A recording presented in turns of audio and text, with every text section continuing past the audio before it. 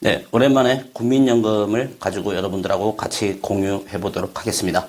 9월 달에 이제 정부에서 국민연금 개혁안이 발표가 됩니다. 많은 분들이 관심이 있으실 텐데요. 일단은 마찬가지로 제가 어떤 정치적인 내용, 그런 것들은 제가 논하지 않고요. 거기에 대응해서 우리가 어떻게 전략을 해야 되는지, 우리가 다 납입은 하고 있지만, 국민연금뿐만 아니라 퇴직연금, 개인연금, 이게 수령 시점에 어떻게 수령을 할 것인지 인출 전략도 굉장히 중요한데 이런 인출 전략에 대해서는 많은 고민들을 우리가 안 하는 게 현실이기 때문에 이런 부분들 실무 상담 내용을 가지고 여러분들하고 같이 공유하는 시간을 갖도록 하겠습니다. 자, 먼저 GPT한테 물었습니다. 조기연금 대 연기연금. 국민연금 수령 시기를 조절하는 방식입니다. 이 두 제도는 연금 수령 시기를 당기거나 늦추는 선택에 따라 연금액의 변동이 생기는 제도입니다. 이게 밑에 보시게 되면은 여기 이제 조기 노령연금, 연기연금 제도가 있습니다. 예를 들어서 60세에 지금 수령한다라고 이게 가정을 하는데 여기서 최장 5년까지 앞당길 수가 있고요. 반대로 연기연금이라는 거는 60세에 원래 받기로 돼 있었다 그러면 최장 5년까지 뒤로 미룰 수 있는 제도입니다.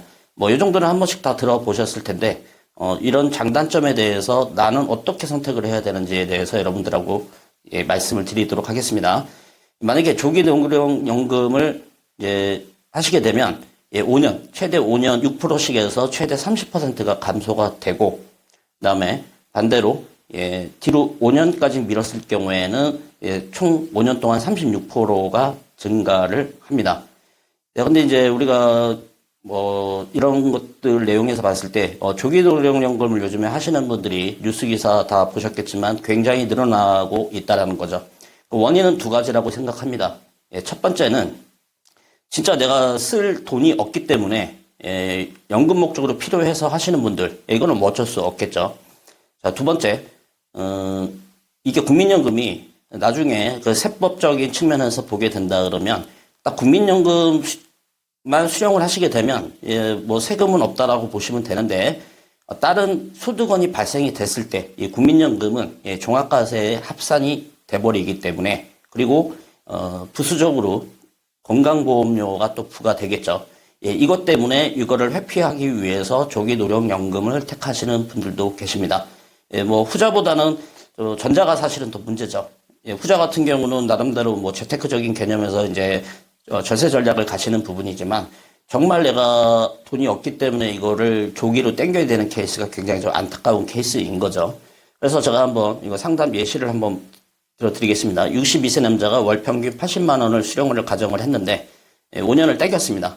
땡기게 되면 이제 57세부터 받으시게 되죠.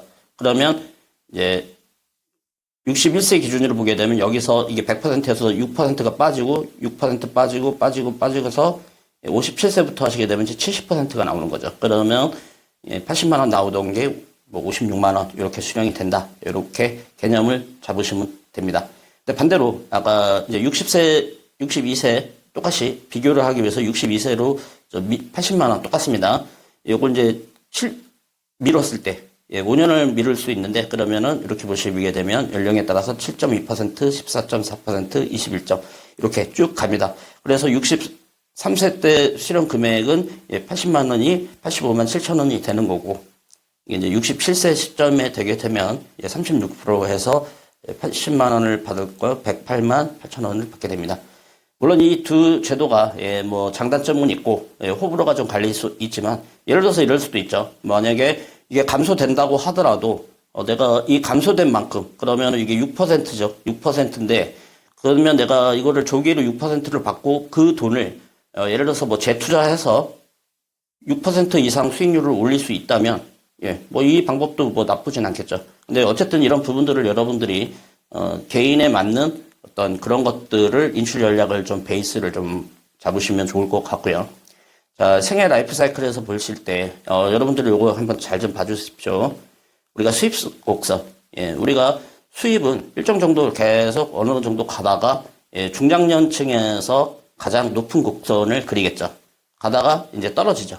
일정 정도 시점이 되게 되면 지출 떨어지는데 문제는 지출 곡선은 보시다시피 계속 올라가다가 영원히 올라가진 않습니다. 인생 후반부로 가게 되면 지출 곡선은 약간 줄어들긴 하겠지만 어쨌든 수입이 단절이 돼버리는 시기가 있기 때문에 이때 수입이 전혀 없는 시점이 되게 되면 지출 곡선은 상대로 쪽으로 계속 위에 있다라는 거죠. 그래서 이런 리스크들을 좀 방지하기 위해서 여러분들이 좀 개념을 좀 잡으시면 좋을 것 같고요. 보통 이제 사회 초년생 이 시기에서 상담하다가 보면은 이제 가장 좀 말씀을 좀 드리고 싶은 게 뭐냐면 뭐 다 그런 건 아니겠지만 요때 이제 소비 패턴을 잘못 잡아서 사회 초년생 때 어떤 소비 패턴을 잘못 잡기 때문에 자산 증식에 대한 어떤 문제가 발생이 될 수도 있고 또 아니면 요즘에 이제 무리한 투자를 몰빵을 하다 보니 어떤 리스크가 발생이 되는 케이스가 있을 수가 있습니다. 그래서 30대, 40대, 여기 20대에서 40대, 50대로 넘어가는 이때, 그러니까 30대에서 거의 50대라고 잡으시면 되죠. 여기가 가장 수입이 늘어나는 곳이라고 보시면 됩니다. 이렇게 보시면 되고 수입이 가장 많습니다. 1번. 그 다음에 이제 50대로 접어들고 이때 이제 인생의 이제 후반부로 들어가기 위해서 약간 조마조마한 마음들이 있으실 것 같고요. 이렇게 됩니다. 근데 이렇게 우리가 현실적으로 봤을 때 이게 뭐 사실은 다 시기별로 각각 그 현실적으로 쓰임새들이 다 틀리기 때문에 미래까지는 사실 생각하기는 좀 어렵지만 여기서 이제 여러분들이 알아야 될 부분들이 뭐냐면 우리가 보통 국민연금이 이제 60세 때 중후반 때 보통 나오는데 보시게 되면 문제는 이거 은퇴가 아닙니다. 경제적 정년. 조기 퇴직이라는 어떤 그런 늪들이 발생되고 있는 게 현실이기 때문에 이게 경제적 정년으로 하게 되면은 보시게 되면 그거를 제가 은퇴 크레바스라는 표현을 좀 많이 쓰는데요. 크레바스. 빙하가 갈라지는 그런 개념. 갑자기 이게 팍 갈라지게 되면 이때 이제 문제가 발생되겠죠. 이런 문제 때문에 조기 연금을 수령하시는 분들이 굉장히 많아지고 있는 경우도 있습니다. 그래서 이런 부분들을 커버하기 위해서 이게 뭐 퇴직연금 재원이라든가 아니면 개인연금 등을 국민연금이 정상적으로 나오는 시기까지 그 시기에 퇴직연금이라든가 개인연금을 잘 활용을 하게 되면 굳이 이것 때문에 조기 노령연금은 선택을 안 하셔도 된다는 거죠. 그래서 이 세 가지 내용, 국정연금과 사적인 연금도 우리가 함께 좀 고민을 하면서 이런 부분들을 가야 된다라는 것입니다. 그리고 우리가 이제 고령화 사회가 되기 때문에 60세 이상 넘어가게 되면은 연금을 개인연금 같은 경우를 좀 포기하시는 경우가 있는데 계속 고령화가 되고 있고 연구로 따지면 120세, 140세라는 그런 책들도 나와 있습니다. 그래서 60대 분들도 개인연금 늦지 않았습니다. 그래서 그런 부분들 조금 더 후반부에 쓸 수 있는 그런 자금들을 모으셨으면 좋으실 것 같습니다. 자, 이게 노령연금 우리가 지급 연령이 이제 상향 조정이 되고 있죠. 이거는 이제 우리나라뿐만 아니라 전 세계가 고령화 사회가 되기 때문에 이런 부분들이 늘어나고 있습니다. 그래서 지금 53년생부터 56년생은 원래 60세였는데 61세로 변화가 되었으니까 일단 그 내용 좀 참고하시면 좋을 것 같고요. 자, 우리가 삼층보장제도라는 게 있고 기초생활보장. 제가 국민연금은 일단은 인플레이션을 반영해주는 최상의 상품이라고 말씀을 드렸습니다. 물론 이제 고갈이라던가 어떤 인구 수가 늘어나기 때문에 이런 고령화 사회 때문에 어떻든 이런 리스크들은 있을 수 있지만 이런 내용. 근데 여기서 하나 핵심을 좀 짚고 들어가겠습니다. 인플레이션을 반영해준다라는 내용은 맞습니다. 일단 이론적으로. 근데 중요한 거는 우리가 제가 TVM을 항상 말씀을 드리는데 우리가 준조세 있지 않습니까? 뭐 전기세, 수도세 등등 이런 공과금도 평생 같이 올라간다라고 보시면 됩니다. 그래서 결국은 그런 거를 반영한다 그러면 국민연금은 아주 기본적인 생활 정도밖에 할 수 없는 이런 부분이고 여러분들은 궁핍한 라이프 사이클을 기대하시는 분은 없을 거라고 생각합니다. 그래서 우리가 퇴직금이라는 제도가 이제 정부에서 퇴직연금 제도라는 거를 만들었죠. 그래서 이런 부분들, 이런 것도 퇴직금 재원도 우리가 은퇴에 적절하게 사용을 하는 거를 기반으로 가지셨으면 좋을 것 같습니다. 그리고 이게 이제 근로소득이 있는 분들이 이제 퇴직연금에 가입돼 있지만 우리가 자영업자 뭐 사장님이라든가 이런 분들은 퇴직금이라는 개념 자체가 없지 않습니까? 열심히 일한 만큼 대비. 그래서 그런 분들은 더욱더 개인연금에 조금 더 치중을 비중도를 좀 올리시는 방법, 예, 이런 것도 한번 고민을 해보시면 좋을 것 같고요. 예, 말 그대로 저는 이제 개인연금이라는 거는 그렇다고 생각합니다. 조금 더, 예, 우리가 라이프 사이클에서 어떤 여유롭게 생활할 수 있는 그런 자금들을 모으는 게 결국은 개인연금이라고 생각을 합니다.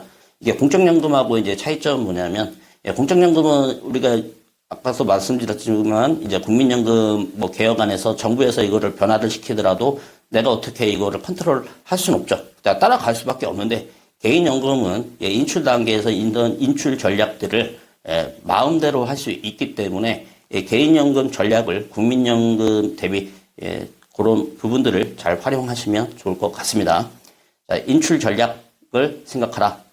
예, 이거 되게 중요한 부분인데 우리가 납입하는 거는 그냥 모든 분들이 그런 것 같습니다. 그냥 뭐 내고 그냥 아무 생각 없이 이루고 있는데 이런 부분들 뭐 퇴직연금이 됐던 개인연금 이거 수익률 관리 계속 잘 하라고 말씀하시라고 여러 번 강조를 드렸고요. 인출 전략이 굉장히 중요할 거라고 생각이 듭니다. 이게 만약에 안 되게 되면 인출 전략이 없다 그러면은 예를 들어서 이게 수령 시점에서 무리하게 돈이 없다 보니까 고액 인출을 하는 경우가 발생이 되겠죠. 예, 그렇다 고액 인출을 하게 되면 예, 당연히 소진 속도는 빨라지겠죠. 그다음에 소액 인출을 했다 그래서 반대로 소액 인출을 하게 되면 쌈 자체가 예, 궁핍한 생활이 될 수밖에 없다라는 거죠. 그래서 적정한 비중도를 가지고 그런 부분들을 이제 하시는 방법이 좋고요. 그다음에 인출 전략은 축적보다 훨씬 더 정교해야 한다. 예, 이거 굉장히 정교해야겠죠, 당연히. 그래서 이런 것들을 이제 미리미리 지금부터 한번 차근차근 한번 고민을 해보셨으면 좋을 것 같고요. 그다음에 만약에 자금이 부족하다고 생각을 하신다 그러면 소비 수준을 조정을 해야겠죠. 예. 근데 이제 소득 대체율이라고 하죠. 그래서 이제 국민연금이 현재 이제 40% 정도가 돼 있고 이게 심리학적으로 보면 어쨌든 심리학적인 측면에서는 내가 젊었을 때 잘 나갔을 때의 소비 수준의 약 한 70% 정도를 사용해 주면 예, 굉장히 사람들이 기분이 다운된다라고 하진 않는다라고 합니다. 그래서 70%. 그리고 국민연금의 소득 대체율이 현재 이제 뭐 44%까지는 가는 경우도 얘기를 하고 있지만 국민연금이 여기서 이제 40% 대체율이라 그러면 나머지는 역시 퇴직연금하고 개인연금으로 이제 하시는 게 맞다라고 생각합니다. 그리고 은퇴자산도 예전에 제가 주택연금이라던가 자금이 모자란다 그러면은 주택연금이라던가 아니면 실물 자산의 어떤 처분, 예, 그런 부분도 고려를 하셔야 되고, 좀 늦은 시기라도, 예, 어쨌든 개인연금 전략을 조금 더 보강하시는 방법, 예, 이런 것들로 통해서 은퇴자금의 부족 방지를 여러분들이 좀 생각을 하셔야 될 것 같습니다. 자, 오늘은 제가 여기까지 말씀을 드리고요. 결국은 제가 오늘 이렇게까지도 말씀을 드렸는데 여러분들이 또 이거를 간구하신다. 예. 우리는 어저께도 그거를 잊어버렸고, 현재도 있고, 예, 미래에는 결국은 돌아온다라는 것은 결코 생각하지 못하는 것 같습니다.